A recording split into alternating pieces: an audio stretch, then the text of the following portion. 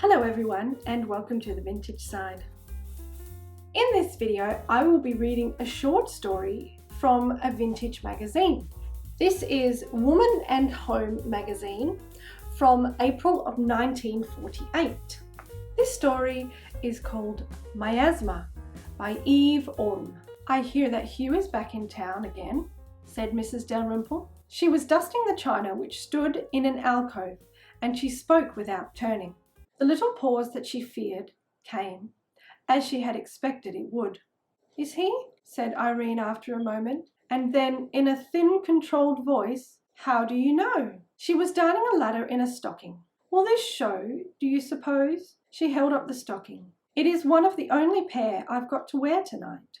It was Hugh, who had once said, "You should never darn, darling, for a hole may be an accident, but a darn is nothing less than premeditated poverty." "Are you dining with John?" asked Mrs. Dalrymple. "Yes, mother." Mrs. Dalrymple folded up her duster and put it in a drawer. She was thinking that she couldn't bear it if anything between Irene and that wretched man were to start again. She couldn't bear to see again that look on Irene's face, or her desperation. For her own peace of mind she had to probe. "Daisy Grenville told me," she said. "She saw Hugh." Irene went on darning. She held the stocking close to her eyes and worked meticulously. It helped to have something on which to concentrate. "Where?" she asked. "At the Tricorn. He always used to go there, didn't he?"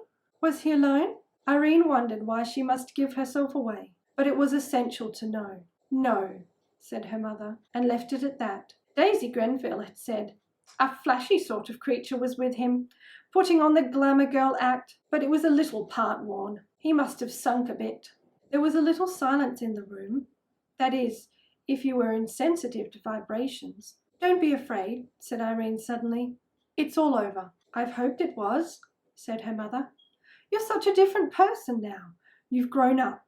You've a job you love, and a grand man who wants to marry you. There's such a thing as reason, and it is wise to use it." She was a tall, very charming-looking woman of 50. Her hair was grey and immaculate, and she was thinking, "She'd never believe me if I told her that I went through it once and came out the other side to know I had a merciful escape." Irene wouldn't believe her, for the young were always so convinced that only they had made the unique discovery of love. "Mother is so frightfully commonsensical," thought Irene. She was right, of course, about reason, but what had reason to do with this sudden, joyous uplifting of your heart? She had finished the ladder and was carefully turning the foot of the stocking so that it was ready to put on. "I'll wear black tonight," she thought. "My green makes me look too much as I was." The telephone bell rang in the hall, and she rushed to it. It wouldn't be, of course, but if it were. She returned a moment later to say in a flat voice, "That was John. He says some important business came in at the last moment that he has to attend to, and will I go on by myself and meet him there?" "Where are you dining?" asked her mother. "He said the Tricorn. Everyone who could afford it went to the Tricorn. There was nothing in that. John, who could afford it very well, would have thought it odd if she had objected." That, at least, was what she told herself. "I wonder," said Mrs. Dalrymple, "if John knows that Hugh is back. I don't see why he should be interested. He never knew him." "I see every reason why he should be interested," said Mrs. Dalrymple. "It's time I went up to change," said Irene. "Darling, you've been nursing the wretched thing. You've nursed it for 3 years. I've watched you nursing it, coddling it, for fear a blast of fresh air should kill it. If you hadn't, you would have been married to John by now." She was a normally controlled woman, but now she felt a little desperate. "If you don't mind, mother, don't let's talk about it," said Irene. "I've told you it's over, but you'll never understand." She went out and closed the door. The Tricorn was a large and expensive restaurant where in the evening people danced. Irene, self-assured these days, settled herself down at a small table at the farther end of the lounge. She was a fool to expose herself unnecessarily to pain. Anyone was. It would have been quite simple to have said to John over the telephone, "I hear Hugh is back. It might be better if we didn't go to the Tricorn, as it's his spiritual home." John would have understood. There wasn't a thing about her, in his warm protectiveness, he didn't understand. He gave her always the feeling of being a rock, firm and immutable. He knew about Hugh, not all about him perhaps, but a good deal, and his words on the subject had been forcible. With John, there was never any need to pretend anything. But the truth was that, after pursuing her until he had made her love him, Hugh had apparently cooled and had shown her clearly that he had no intention of asking her to marry him. Marriage, he had once said, was for the fools of the world. That was the truth about Hugh, and it was unpalatable. She knew now that it had been a question of her allowing him to dominate her too much. So much so, in fact, that she must, in his eyes, have become a poor thing. She should have told John over the telephone, "I don't want to run into him." The point was, though, that it would not have been true. She wanted above anything to run into him.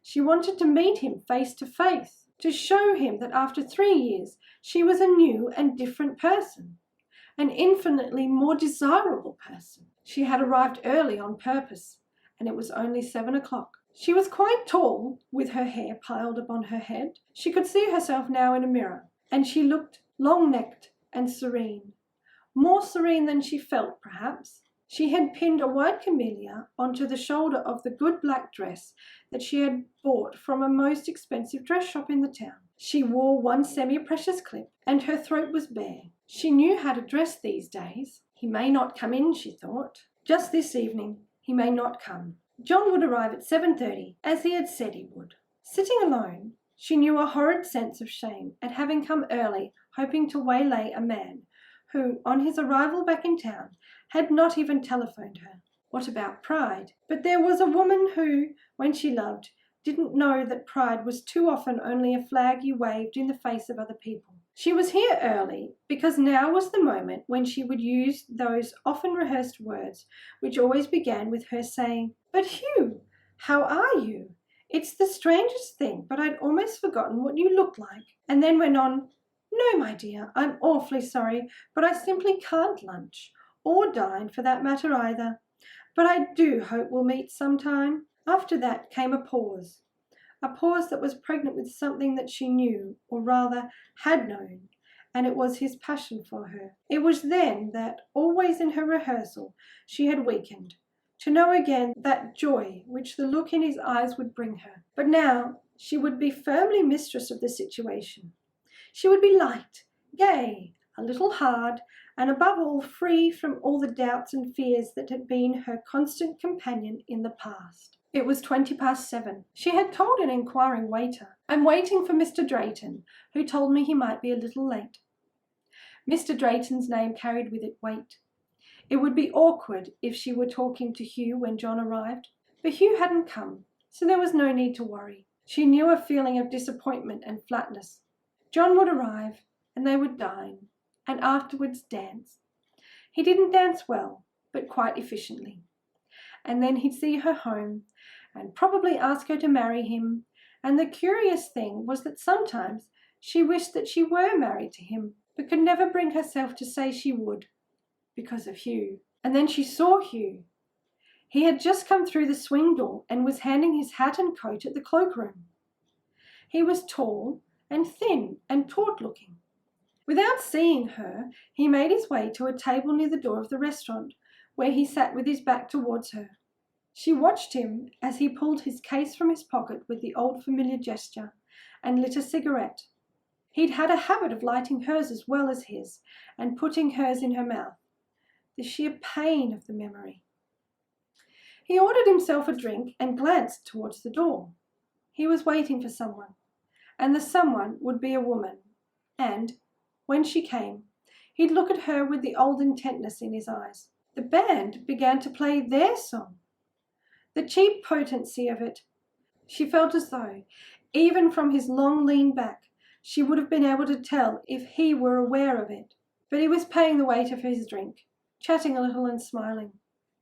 She could just see his profile. The song to him was no more than something that was played. She tried to pull herself together and out of the slough of misery into which she had fallen. John would be here any moment now. When he came, she must be gay and glad to see him. After all, didn't everyone tell her how well she looked these days? Perhaps some of them remembered how she had looked during those months when she had been tortured by Hugh. who had a way of lifting a woman to heaven and then dropping her back to earth, a hag. They couldn't know, of course, about his being someone you loved in spite of not respecting him. Was there any greater purgatory on earth than to love and not respect? The doors revolved before John's pressure on them. There he was, kind, rugged, solid. Every movement was brisk and purposeful and different from Hugh's. Hugh had bought an evening paper and was reading it. Whenever he read a paper, he had the look of someone apart, who never involved himself in the follies of politics or wars, which he found a little boring. John had seen her and was coming towards her quickly. Although a big man, his movements were concise and neat. "Darling," he said, "I'm sorry," and held her hands. "Have you been waiting long? Waiter, 2 martinis." So it was with John. Things moved from the moment he arrived. There was about him a large indifference to so many small things that were wont to occupy other people. "How are you?" she asked him. "The better for seeing you." His eyes glowed darkly. Their cocktails were brought. "My love to you," he said. She drank, smiling at him.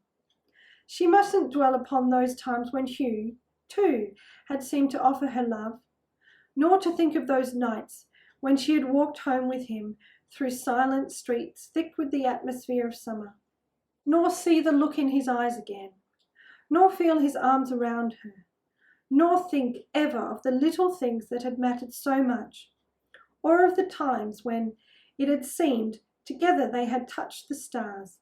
She must think of John's integrity, that he loved her, really loved her, and didn't just make love.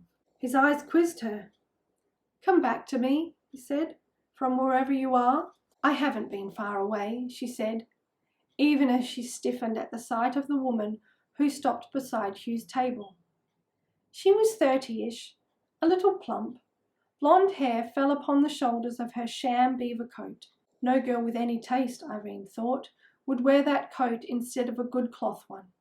Nor would any girl of taste have been so little fastidious, so little knowledgeable, as to wear quite so many strings of artificial pearls. Yet, and she had to admit it, when she had known Hugh, such an appearance as the woman's might have struck her as smart. Now she felt no jealousy, but oddly stronger for the sight of her. She said, "Hugh is here, at that table by the door." John's eyes turned in Hugh's direction. He contemplated him for a moment, and his mouth tightened. "From your description of him, I shouldn't have thought him such a bad picker," he said, and added, as the woman turned to show her profile, "That hair, at her age, is an insignia." She felt curiously warmed. "Shall we go in to dinner?" John said. Now they would have to pass them. "Yes," she said, and added, "You're looking murderous." "Am I?" She saw his eyes were steely. She rather liked them like that. He put a hand beneath her arm. "Come," he said, "and ride straight at the fence."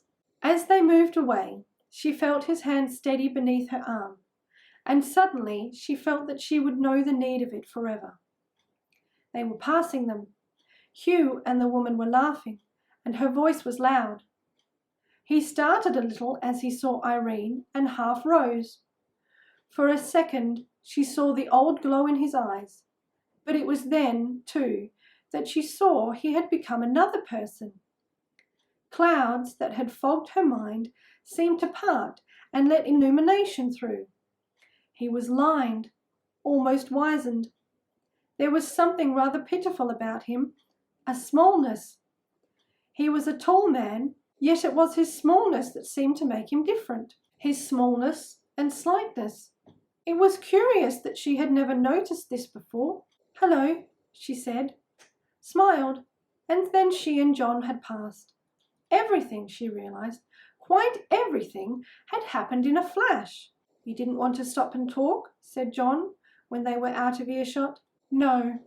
While John asked the waiter about their table, she knew that, had they talked, she would not have been talking to Hugh at all, but only to someone who had once been he. The waiter led her to their table and spread a napkin on her knee. "Yes." Almost she would have felt that she must ask, "But who are you?" "Everything all right?" asked John. "Yes, everything." He stretched out a hand and she held it tightly. She felt like someone who had come from a fetoid atmosphere into the open air. "Everything is clear again. I love you," she said as she looked into his eyes. He smiled, a warm, glowing smile. "This calls for a celebration," he said. "Waiter!" The end. Well, thank you so much for watching, and I hope you enjoyed this short story today. Please remember to like and subscribe and ring the bell so you don't miss future videos here on my channel. If you would like to support my channel or find me anywhere else on the internet, I have a Ko-fi page, an Etsy shop, a Pinterest page, Instagram, Facebook, and a website, thevintageside.com. Once again, thank you so much for watching, and I'll see you in my next video. Bye!